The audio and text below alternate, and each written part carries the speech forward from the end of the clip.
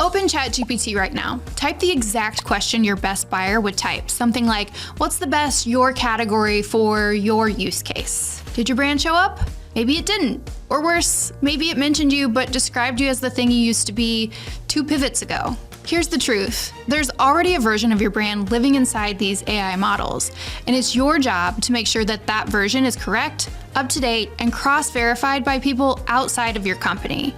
You do not need the 4,000-step checklist. You need a few moves in the right order. Move 1 is auditing your current AI visibility. So open the AI tool your customers use most, probably ChatGPT, and ask 10 questions your buyers would actually ask. Remember to use the language that they would use too. So not what is your category. The real ones, things like best category for your buyer, or you versus competitor, which is better, or top tools for the job your product does. You'll end up here with 3 lists. So where you're flat out invisible, where you show up but the model gets you wrong, and who keeps getting recommended instead of you. That's your map.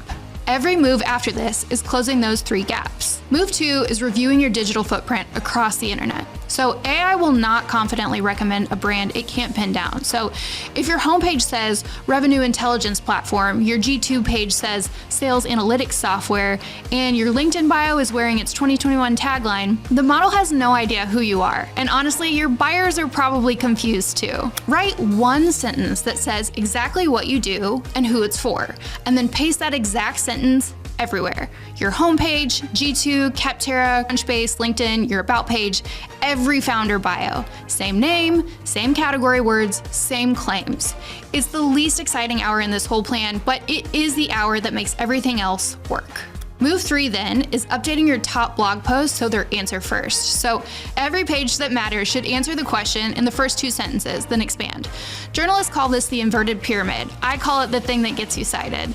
So start with your top 10 pieces or the ones tied to buying decisions. Lead with the answer in the top section. No runway, no warm-up, no in this article we'll explore. Get to the point.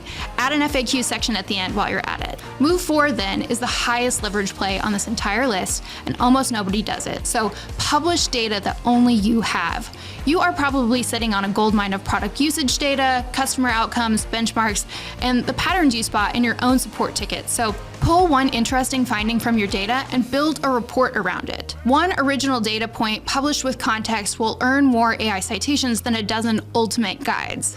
Why? Because it's unique, it's data-backed, and only you can have it. If you were a journalist, you'd call this your scoop. So move 5 is tying your content to a real human being. So AI tools increasingly favor named people with real credentials over faceless company brands. Put a real byline on every new piece, a name, a photo, a 2-line bio with credentials that aren't made up. Push your sharpest employee expert out front, publishing consistently in what they actually know. Move 6 is the plot twist. Most of your AI citations won't come from your own site. They'll come from everyone else's. This is the whole premise behind what I talk about around the source signal stack. The further a source is from brand control, the more trustworthy it is to an AI model. Data shows that much of the AEO progress happening right now is on third-party platforms like Reddit, YouTube, and LinkedIn. So start thinking about how you're regularly showing up in these places. Here's what this looks like in practice. Days 1 through 30, fix your entity and rewrite your top pages so they're answer first. Days 31 through 60, publish your proprietary data asset with a named human expert on the byline.